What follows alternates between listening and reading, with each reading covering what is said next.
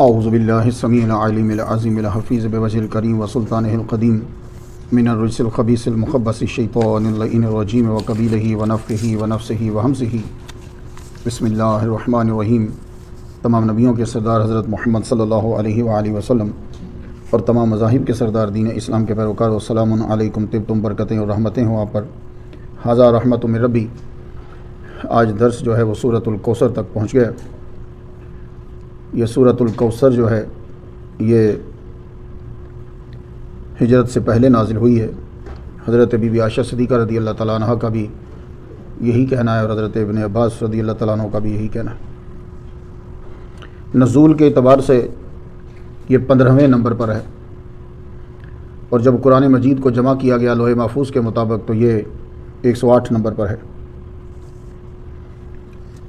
انا اعطیناک الکوثر، انا بے شک ہم نے، یقیناً، اعطینا ہم نے آپ کو عطا کیا، کا آپ کو، الکوثر کوثر۔ یہ کوثر جو عطا کیا یہ کیا ہے؟ کوثر کا معنی کیا ہے؟ اس کا لفظی معنی جو ہے ڈکشنری میں یہ فوعل کے وزن پر ہے۔ اس کا معنی کثرت ہوتا ہے، زیادتی، یعنی بہت زیادہ چیز۔ لیکن یہ نام کس کا ہے؟ ایک ہوتا ہے معنی، ایک ہوتا ہے کسی چیز کا وہ نام ہے۔ تو بخاری شریف میں یہ ہے کہ یہ جنت میں ایک نہر ہے جو حضور کو عطا کی گئی۔ ترمذی شریف میں بھی ہے، اور یہ حدیث حسن ہے کہ حضور صلی اللہ علیہ وآلہ وسلم نے فرمایا کہ کوثر جو ہے یہ جنت میں ایک نہر ہے، اس کے دونوں کنارے سونے کے ہیں، گولڈ کے۔ تو نہر میں نیچے کنکر ہوتے ہیں، وہ کنکر نہیں ہوں گے، اس کے اندر یاقوت ہے، موتی ہیں اس کے اندر، اور جو مٹی آپ کو نظر آتی ہے وہ اس میں مسک سے بھی زیادہ خوشبودار ہے۔ یہ نہر، اور پانی اس کا جو ہے شفاف کرسٹل پانی، برف سے بھی زیادہ سفید اور ٹھنڈا، وہ ٹھنڈا جو آپ کی باڈی کے لیے اچھا۔ اور کوثر کے اندر حوض بھی شامل ہے، نہر اور حوض یہ دونوں اس کے اندر شامل ہیں۔ نہر جنت کے اندر، اور پڑھنے سے یہ معلوم ہوتا ہے کہ حوض کوثر جو ہے یہ محشر جب برپا ہوگا تو یہ وہاں آپ کو ملے، ایسا بھی ہے۔ تو یہ وہ حوض ہے جس پر قیامت کے دن حضور صلی اللہ علیہ وآلہ وسلم کی امت جو ہے وہ وارد ہوگی۔ اس کے گرد برتن بھی رکھے ہوں گے حوض کے، وہ برتن جو ہیں وہ ستاروں کی تعداد کے برابر ہوں گے برتن۔ حضور کی امت جو ہے ظاہر ہے اس کی صفیں بھی بہت زیادہ ہوں گی، 80 کے قریب۔ تو اب آپ کو کچھ سمجھ آیا کہ جو حضور نے کہا ہے وہ کوثر کس کا نام ہے؟ ایک ہوتا ہے نام، ایک ہوتا ہے معنی۔ تو یہ کوثر کس چیز کا نام رکھا گیا؟ تو دو چیزیں احادیث کی روشنی سے واضح ہو گئیں، ایک وہ جنت کی جو نہر ہے اور ایک حوض ہے۔ تو لفظوں سے تو مجھے یہ واضح ہوتا ہے کہ نہر جنت کے اندر ہے، اور حوض جب آپ قیامت کے دن پہنچیں گے تو آپ کو جو پیاس لگے گی یہ حوض اس وقت سرکار کو عطا کیا جائے گا۔ اب ایک یہ ہے کہ اس کو کن معانی میں استعمال کیا گیا ہے، کیونکہ کوثر کا معنی ہوتا ہے خیر کثیر، خیر کی کثرت۔ تو مفسرین نے پھر کیا کیا، اب اس کو جو چیز خیر تھی اس کے اوپر اپلائی کرنا شروع کر دیا، اور کہا یہ بھی کوثر ہے، یہ بھی کوثر ہے، یہ بھی کوثر۔ اب جیسے اب تفسیر پڑھیں گے تو جنت کی ساری نعمتیں ان کو بھی کوثر کہا ہے، خیر کثیر کہا ہے، جو ہمیں حضور پاک صلی اللہ علیہ وآلہ وسلم کے صدقے ملیں گی۔ جو حضور کو نبوت عطا کی گئی ہے اس نبوت کو بھی کوثر کہا گیا ہے۔ یہ بہت بڑی خیر ہے جو حضور کو عطا کی گئی ہے۔ کوثر سے مراد قرآن مجید بھی لیا گیا، اس کے اندر بھی خیر کثیر ہے، جو عمل کرتی ہے وہ قوم ترقی کر جاتی ہے۔ قرآن مجید کو بھی کوثر کہا گیا۔ کوثر سے مراد یہ دین اسلام بھی ہے، اس کے اندر بھی بھلائی ہی بھلائی ہے انسان کے لیے۔ کوثر سے مراد یہ بھی ہے کہ محمد مصطفیٰ صلی اللہ علیہ وآلہ وسلم کا ذکر، کہ جو اللہ فرماتا وَرَفَعْنَا لَكَ ذِكْرَكَ، یہ بھی کوثر ہے۔ کوثر سے مراد وہ مقام شفاعت بھی ہے جو قیامت کے دن سرکار صلی اللہ علیہ وسلم کو خاص طور پر عطا فرمایا جائے گا۔ اب کچھ سمجھ آئی آپ کو؟ میں آسان کرنے کی کوشش کر رہا ہوں کہ ایک ہے کوثر نام کس کا ہے، وہ ہے حوض اور نہر۔ ایک ہے کہ کوثر کو استعمال کن کی پہ کیا گیا، وہ کیا گیا خیر کثیر پر۔ اب جو بھی بھلائیاں ہیں محمد مصطفیٰ صلی اللہ علیہ وآلہ وسلم کو عطا کی گئی بالواسطہ یا بلا واسطہ، یا ان کے صدقے سے ہمیں عطا کی گئی ہیں، تو یہ سب کوثر کے اندر جو ہیں وہ آ جائیں گی۔ اب بعض اوقات جب بیان کرتے ہیں نا ہم لوگ جی حضور صلی اللہ علیہ وسلم کو حوض عطا کیا جائے گا، تو بندے سمجھتے ہیں اچھا وہ جو انڈیا میں بڑی مسجدوں میں یا یہاں ہم دیکھتے ہیں وہ چھوٹا سا جس میں وضو کرتے ہیں وہ حضور کو دیا جائے گا۔ تو آدمی کا نالج نہیں ہوتا، وہ سمجھتا ہے بڑی چھوٹی سی چیز دیا اور اس کو کثیر کوثر کہہ دیا۔ کثیر بھی نہیں، کوثر کہہ دیا ہے۔ تو بھائی آپ سوچئے ذرا کہ جو اللہ ساری کائنات کی دولت کو قلیل کہتا ہے، جس چیز کو وہ خود کوثر کہہ رہا ہوگا، وہ کتنی عظمت والی چیز ہوگی۔ اب یہاں میں آپ کو آپ کے طریقے سے سمجھانا چاہوں گا، یہ کوئی حوض معمولی بات نہیں ہے۔ میں نے جب انا اعطیناک کل کوثر کو آج پڑھتا تو بڑے عرصے سے اس دن عمر گزرنے والی، آج جب میں نے اسے پڑھا تو مجھے یہ سمجھ آئی کہ قیامت کے دن اگر پانی پہ کسی ہستی کا قبضہ ہوگا تو وہ محمد مصطفیٰ کا قبضہ ہوگا۔ مجھے یہ سمجھ آئی ہے۔ کیوں؟ آپ دیکھ لو کہ کروڑوں ڈالر لگا کر جلسے ہوتے ہیں آج بھی پیرس میں، یہاں، کہ پانی پہ قبضہ کس طرح کرنا ہے۔ یہ جو باٹل پڑی ہوئی ہے نا، یہ معمولی نہ سمجھو، اس کے پیچھے بڑے بڑے کروڑوں ڈالر کے فنکشنز ہوئے ہیں، بڑے بڑے لوگ جمع ہوئے ہیں۔ یہ پانی پہ قبضہ ہے، باٹل میں پانی نہیں ہے، یہ پانی پہ قبضہ ہے۔ تو پانی پہ جس کا قبضہ ہو جائے گا، بھائی ہم وہی لوگ ہیں نا جو نلکے کا پانی پیتے تھے، اب کیوں نہیں پیتے؟ اب ہم باٹل لیتے ہیں، وہ بھی تھوڑی سی لے کے باقی پھینک دیتے ہیں۔ یہ قیامت کے دن حساب ہوگا، یہ جتنی باٹل سے تھوڑا 2 گھونٹ لے کے پھینکے ہوئے نا، یہ قیامت کے دن حساب دینا پڑے گا کہ لوگوں کو گندا پانی پینے کو ملتا تھا، تمہیں صاف ملتا تھا، تم نے وہ بھی 2 گھونٹ لے کے پھینک دیا۔ یہ حساب دیں گے جو یہاں پانی رکھ جاتے۔ تو پانیوں پہ قبضہ اس وقت بہت ضروری ہے۔ جس کا پانی پہ قبضہ ہے، صاف پانی ملتا ہی نہیں ہے، بڑا مشکل ہو گیا ہے۔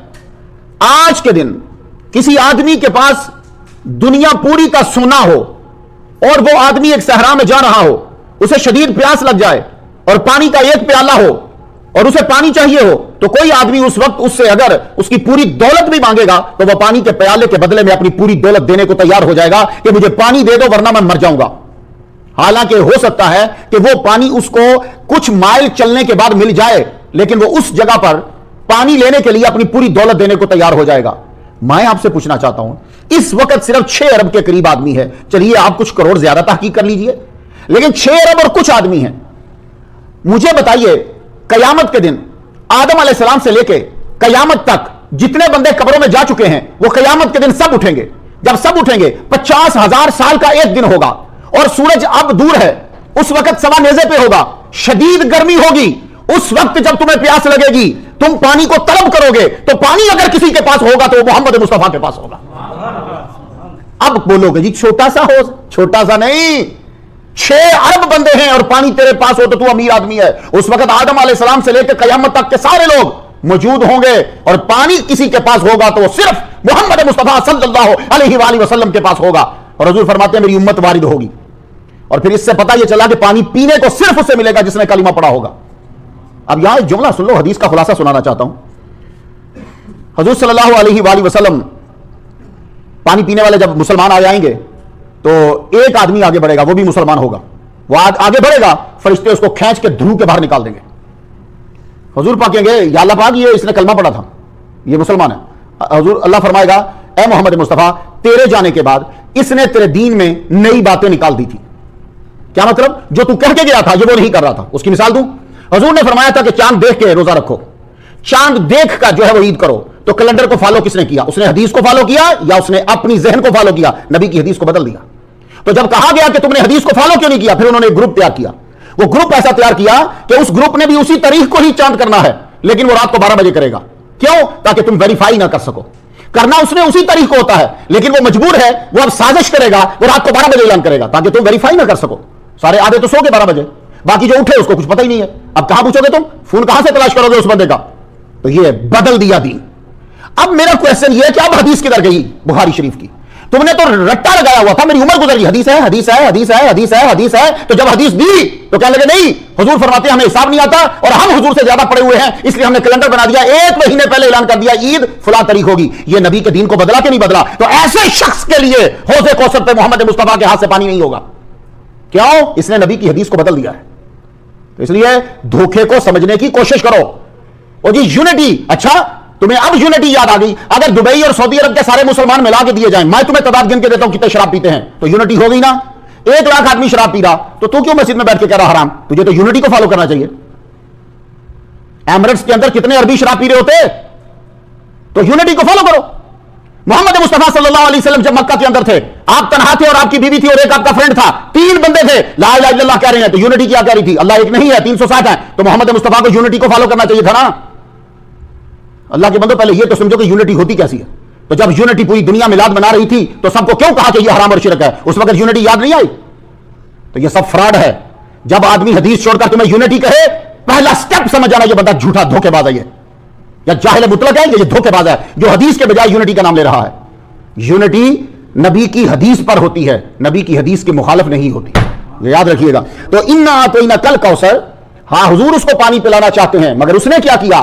اس نے بعد میں اس کو چینج کر دیا نبی کے فرمان کو. تو رب تعالیٰ زبردستی فرشتوں کو کہہ کے کھچوا کے نکال دے گا اسے وہاں سے, یہ پانی نہیں پی سکتا, یہ یاد رکھیے گا.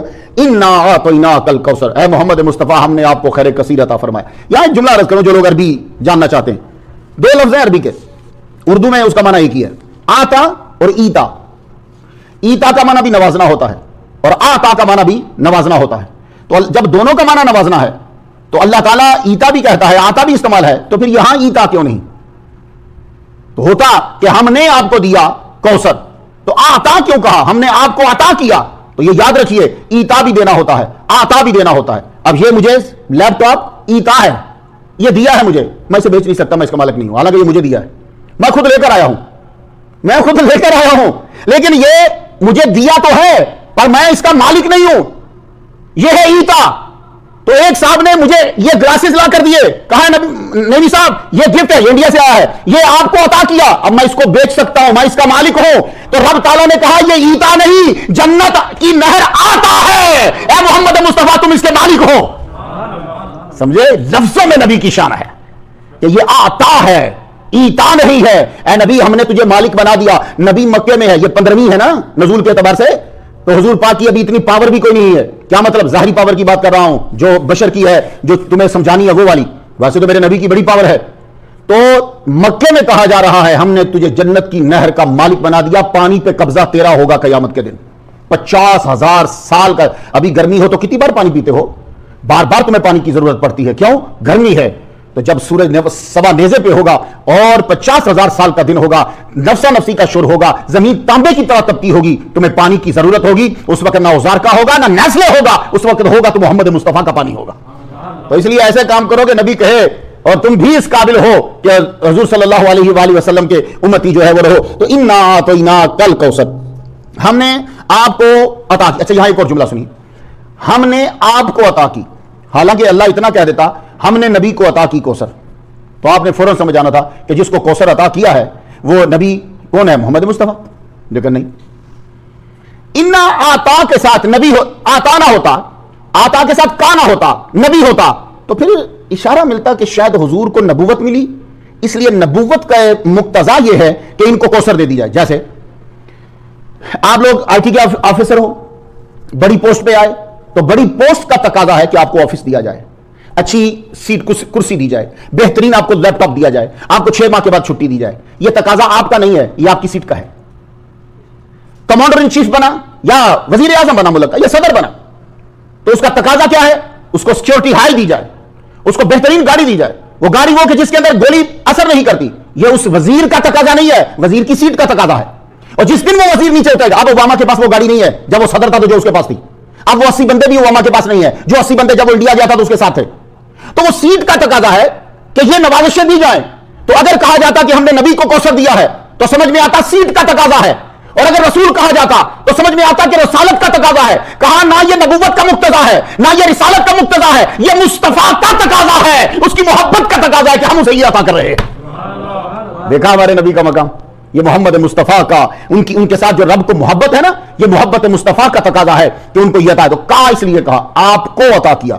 مسلمانوں جتنا بھی فخر کرو کم ہے کہ تم محمد مصطفیٰ صلی اللہ علیہ وآلہ وسلم کا کلمہ پڑھنے والے ہو.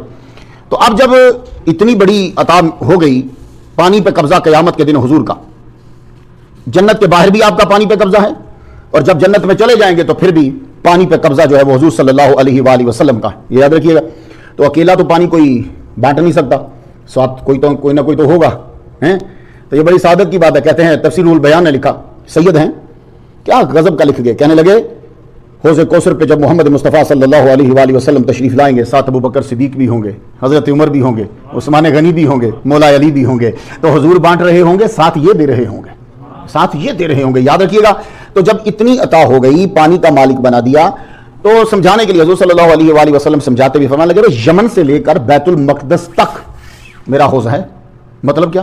یہ تو جنت قیامت جہاں برپا ہوگی وہاں ہوگا، تو لیکن بتایا یہ نہ سمجھنا کہ جو تمہارے حوض ہوتے چھوٹے چھوٹے جہاں تم اپنے جانوروں کو پانی پلاتے ہو، نہیں، یمن سے لے کے بیت المقدس تک، یمن سے جیروسلم تک، اتنا، یعنی کیا مطلب کہ وہ بہت بڑا ہوگا، اس کو چھوٹا مت سمجھ لینا۔ اب جب کسی کو عطا کر دیا جاتی ہے کوئی چیز، تو پھر اس پر شکر جو ہے وہ لازم ہو جاتا ہے، وہ عبد کا ہو یا معبود کا ہو، یہ یاد رکھیے گا۔ اس لیے جب کوئی دے اس کا بھی شکر ادا کرو، شکریہ بولنا چاہیے۔ جو بندوں کا شکر ادا نہیں کرتا وہ اپنے رب کا نہیں کرتا۔ اب جب شکر کیسے ادا کرنا ہے؟ کوثر عطا کر دیا تو کہا فصلی لربک ونحر، پس نماز پڑھیے اپنے رب کے لیے، ونحر، اور قربانی کرتے رہیں رب کے لیے، رب کی رضا کے لیے۔ تو یہ نماز پڑھیے صرف اتنا نہیں ہے، نماز پڑھیے اپنے رب کی رضا کے لیے۔ اب نماز جو ہے یہ بہترین عبادت ہے، شکرانے کی ساری چیزیں اس کے اندر، اور سب سے بڑھیا چیز جو اس میں آتی ہے وہ جب آپ اپنی یہ پیشانی یوں رکھ دیتے ہو تو اس وقت آپ کا کیا درجہ ہوتا ہے آپ کو تصور بھی نہیں کر سکتے۔ تو یہ ہے توجہ ہماری بھی دلائی گئی، تمہیں جب بھی کوئی ملے چیز تو تم بھی شکر ادا کرو۔ تو شکر ادا کرنے کا ایک طریقہ، اس دور میں کیا کرتے تھے لوگ؟ اپنے بتوں کو خوش کرنے کے لیے سجدہ کرتے تھے، پھر ان کے نام پر جانور قربان کرتے تھے۔ تو فصلی لربک ونحر، اے نبی ہم نے تجھے اتنا بڑا مرتبہ دے دیا ہے، اب آپ نماز ہماری رضا کے لیے پڑھیے اور جانور بھی قربان ہماری رضا کے لیے کیجیے۔ تو آپ لوگ بھی جب موقع ملے آپ کو ایسا کیا کریں، اور کبھی کبھی عید کے علاوہ بھی جانور ذبح کیا کرو، ضروری نہیں کہ آپ نے عید والے دن ہی کرنا ہے، اس کے علاوہ بھی کبھی صدقہ جو ہے وہ کرتے رہا کرو۔ ویسے ہی جانور کبھی کسی دن خوش ہو کر، اے مالک آج میں تیری خوشی کے لیے قربان کر رہا ہوں، اس طرح میرا حال کبھی کسی کے ذہن میں نہیں آیا، ایسے کرو۔ جو چیزیں لازم ہوتی ہیں نا ان کا اتنا ثواب نہیں ہوتا جتنا اس کا ثواب ہوتا ہے جو چیز تم پہ لازم نہیں ہے۔ فرض نماز کا اتنا ثواب نہیں ہے، کیا مطلب؟ یعنی نفل تم جب پڑھتے ہو وہ ایسے سمجھو کہ اوور ٹائم کر رہے ہو، اب اس کا زیادہ چارجز ہوتے ہیں، تو اوور ٹائم ہے، نفل پڑھنا اوور ٹائم ہے۔ تو تم ذی الحج میں قربانی کرو گے وہ تو تم پر ہو گئی، تم پیسے والے تھے، تم پر لازم ہوئی، لیکن کسی دن ایسے ہی ایک خوبصورت سا جانور خرید کے لے کر آؤ، جیسے مشرک جو ہے بت پرست جو ہے وہ اپنے بت کے نام پہ قربان کرتے، ایک دن ایسے خوبصورت جانور لے کر آؤ اور کہو اے مالک میں شکرانے کے طور پہ صرف تیرے نام پر، کوئی صدقہ خیرات نہیں، تیرے نام پر مالک تیری رضا میں بسم اللہ اللہ اکبر ذبح کر رہا ہوں۔ تو اس طرح بھی کبھی کر کے دیکھیں، ونحر، قربانی کرتے رہیں۔ ان شانیہ کا هو الابتر، یہ آخری جملہ جو ہے بہت دھیان سے سننا ہے۔ ان بے شک شانیہ کا آپ کا دشمن، شانیہ کا دشمن هو الابتر، وہی بے نسل رہے گا۔ ہوا کیا؟ حضور صلی اللہ علیہ وآلہ وسلم کے بچے ہوئے، آپ کا بڑا بیٹا جو ہے وہ حضرت قاسم، اس کے بعد حضرت زینب پیدا ہوئی، پھر اس کے بعد حضرت عبداللہ پیدا ہوئے، پھر ان کے بعد ام کلثوم پیدا ہوئی، پھر اس کے بعد ایک روایت میں رقیہ ہیں، ایک روایت میں بی بی فاطمہ ہیں، پھر رقیہ ہیں۔ خیر، تو حضرت قاسم جو ہیں ان کا وصال ہو گیا، اس کے بعد حضرت عبداللہ کا بھی وصال ہو گیا۔ جب یہ وصال ہوا تو العاص بن وائل بدبخت نے یہ کہا لو جی بس ختم، محمد کی نسل تو نعوذ باللہ ختم ہو گئی، اب آگے اس کا نام لینے والا اب کوئی نہیں ہے، بچے دونوں مر گئے، تو لڑکیوں کا کیا؟ لڑکیاں تو شادی کر کے نکل جائیں گی۔ اللہ اکبر اللہ اکبر۔ اب شانیہ کون دشمن ہوتا ہے؟ دشمن کی دو قسمیں ہوتی، آپ نے کبھی آزمانا ہو نا کہ دشمن یہ کیسی یہ دشمنی کیوں کر رہا ہے، تو ذرا چیک کیا کرو پہلے۔ دو قسم کے دشمن ہوتے ہیں، ایک آپ کا دشمن، کسی کا دشمن اس لیے بنتا ہے کہ برائی اس بندے میں ہے، جیسے چور کے اندر برائی ہے، اس نے چوری کی ہے، ظالم اس کے اندر برائی ہے، اس نے ظلم کیا ہے، ٹھیک ہے، قاتل اس کے اندر برائی ہے، اس نے قتل کیا ہے، ڈاکو اس کے اندر برائی ہے، اس نے ڈاکہ ڈالا ہے، تو یہ اس کے اندر برائی ہے، اب اس کا کوئی دشمن بن جائے تو یہ دشمنی جو ہے یہ سمجھ میں آتی ہے۔ ایک ہوتا ہے شانیہ، وہ شانیہ کون سا دشمن ہوتا ہے؟ وہ اگلے میں برائی نہیں ہوتی، اس خبیث کے اندر خود برائی ہوتی ہے، تو یہ چیک کرنا ہوتا ہے کہ وہ دشمنی اب کیسی ہے۔ یہ شانیہ کا یہ خود خبیث ہے، میرے محمد مصطفیٰ صلی اللہ علیہ وآلہ وسلم کے اندر کوئی عیب نہیں ہے، رب نے ان کو پاک بنایا ہے، یہ دشمنی کر رہا ہے تو اس خبیث کے اندر حسد ہے، بغض ہے، کینہ ہے، یہ خود کمینہ ہے۔ تو میرے نبی کا یہ شانیہ کا یہ ہے، عربی کے ایک ایک لفظ کے اندر کتابیں اور صفحے ہیں۔ تو شانیہ نے بتا دیا کہ یہ دشمنی اس وجہ سے نہیں کہ حضور کے اندر کوئی عیب ہے، یہ دشمنی اس وجہ سے ہے کہ اس کے اندر عیب ہے، یہ حسد اور بغض کی وجہ سے ہمارے نبی پر اعتراض کر رہا ہے کہ اب اس کی نسل ختم ہوگی۔ تو رب نے فرمایا اے محمد مصطفیٰ آپ کا نام دنیا سے ختم نہیں ہوگا، ختم ہوگا تو اس کا نام و نشان ختم ہوگا۔ دیکھ لو آج تک ہمارے محمد مصطفیٰ کا نام ہے، پر اس کا نام جو ہے وہ کوئی کہیں نظر ہی نہیں آ رہا۔ کوئی اس کا بیٹا کھڑا ہو کے کہ جی میں اس کا بچہ ہوں، اس کی نسل سے ہوں، نہیں۔ اللہ تعالیٰ نے حضور کے بچوں میں برکت پیدا کر دی۔ ایک زین العابدین بچے تھے کربلا میں، ایک زین العابدین، اور آج سیدوں کی تعداد دیکھ لیجیے۔ اللہ تعالیٰ نے کتنی برکت دی محمد مصطفیٰ صلی اللہ علیہ وسلم کی اولاد میں اور نبی کے نام میں۔ تو ہمارے نبی کی شان یہ ہے کہ ان شانیہ کا حول ابتر، دشمن جو ہے وہ ختم ہو جاتا ہے۔ محمد مصطفیٰ صلی اللہ علیہ وسلم کا نام کبھی ختم نہیں ہوگا۔ دنیا ختم ہو گئی جو ان کے نام کو کم کرنا چاہتی تھی، میلاد کو ختم کرنا چاہتی تھی، ختم ہوا نہیں ہوا۔ نبی کے نام، حکومتیں ختم ہوگی، دیکھ لو ختم ہوگی۔ خود انہوں نے اعلان کیا اب ہم وہابیزم کے خلاف ہیں، اب ہمیں اس کی ضرورت نہیں، خود ملک اعلان کر رہا ہے۔ سارے 100 سال تک لگے رہے میلاد کے خلاف، میلاد ادھر کا ادھر ہی رہا، حکومت ختم ہوگی وہ والی۔ تو نبی کا نام کبھی ختم نہیں ہوگا۔ تو مسلمانوں، لوگوں کی یونٹی اور لوگوں کے شکلوں کے خاطر اپنے ایمان چینج نہ کرنا، اور تم رہ چاندی جاؤ گے، یہ لکھ لو، تم زیادہ نہیں ہوگے۔ حق کسی دور میں زیادہ نہیں ہوا، پوری مجموعی تعداد کے اندر وہ تھوڑا ہی رہتا ہے، یاد رکھ، پوری مجموعی تعداد میں وہ کم ہی ہوتا ہے۔ تو سچا آدمی، ایک تو اس کے مخالف زیادہ ہوں گے، سچا آدمی اس کو مشکلات زیادہ ہوں گی، سچے آدمی کے دشمن زیادہ ہوں گے۔ تو اس لیے اپنے ایمان کو مضبوط رکھو، اگلی زندگی زیادہ لمبی ہے، یہ بہت کم ہے۔ محمد مصطفیٰ صلی اللہ علیہ وآلہ وسلم کا نام آج تک زندہ۔ اب آخری بات سنو، وہ بات یہ ہے کہ ایک آدمی ہے جس بیچارے کے پاس پیسے ہی نہیں ہیں اور وہ قربانی کرنا چاہتا ہے، تو کیا کرے؟ عرض کی یا رسول اللہ، جو غربت کی وجہ سے قربانی نہ کر سکے، جانور نہ خرید سکے، تو وہ کیا کرے؟ تو کشف الاسرار میں حضور صلی اللہ علیہ وسلم نے فرمایا وہ 4 رکعت ادا کرے، اس طرح فاتحہ پڑھنے کے بعد ایک رکعت میں 11 مرتبہ سورۃ الکوثر کی تلاوت کرے، یوں ہی وہ 4 رکعت ادا کرے۔ جب وہ غریب آدمی بیچارہ قربانی نہیں کر سکا، رکعت ادا کر لے گا، اللہ تعالیٰ اس کو 60 قربانیوں کا ثواب عطا فرما دے گا۔ دیکھا میرے رب کا کرم، فصلی لربک وانحر۔ وہ عمل کرنا چاہتا ہے پر اس کے پاس پیسے نہیں ہیں۔ اللہ تعالیٰ تم سب کے روزے، اللہ تعالیٰ تم سب کی قربانی اپنی بارگاہ میں قبول فرمائے۔ وآخر دعوانا الحمدللہ رب العالمین۔ یہ ابھی ہمارے ایک حیدرآبادی دوست ہیں، انہوں نے دعا کے لیے کہا ہے، حامد محی الدین انڈیا سے، یہ بیچارے بیمار ہیں، ان کے لیے دعا کیجیے گا۔ ان کے ابا کا انتقال ہو گیا، بڑے بھائی کا، ان کا اللہ پاک ان کے درجے بلند فرما دے، اور جتنے بھی لوگ اس وبا سے متاثر ہیں اللہ تعالیٰ سب کو شفا کاملہ عاجلہ عطا فرما دے، آمین۔ اللہم صلی علی سیدنا محمد و آباء محمد و آل محمد و اصحاب محمد وبارک وسلم۔ یا رب لک الحمد کما ینبغی لجلال وجہک و عظیم سلطانک یا ارحم الراحمین۔ ہماری آج کی حاضری اپنی بارگاہ میں قبول فرما۔ پروردگار عالم، جتنے لوگ بیٹھے ہیں نبی کی شان سننے کے لیے، یا اللہ تعالیٰ سب کا بیٹھنا اپنی بارگاہ میں قبول فرما۔ یا اللہ تعالیٰ حوض کوثر میں جب محمد مصطفیٰ صلی اللہ علیہ وآلہ وسلم حوض کوثر سے پانی پلا رہے ہوں، یا اللہ تعالیٰ جن لوگوں کو وہ پانی دیں اور جو لوگ پانی پیے ان لوگوں میں ہمیں بھی شامل فرمانا مالک۔ پروردگار عالم، سب لوگوں پہ اپنا خاص کرم فرما، دونوں جہاں میں بھلائی عطا فرمانا، ذلت اور رسوائی سے بچانا، ہر قسم کی پریشانی سے نجات عطا فرمانا۔ ربنا آتنا فی الدنیا حسنۃ وفی الآخرۃ حسنۃ وقنا عذاب النار وقنا عذاب النار وقنا عذاب النار واعف عنا واغفر لنا وارحمنا انت مولانا فانصرنا علی القوم الکافرین واشفنا واشف مرضانا واشفنا واشف مرضانا واشفنا واشف مرضانا وصلی اللہ تعالی علی خیر خلقہ ونور عرشہ سیدنا مولانا محمد و آلہ وصحبہ اجمعین۔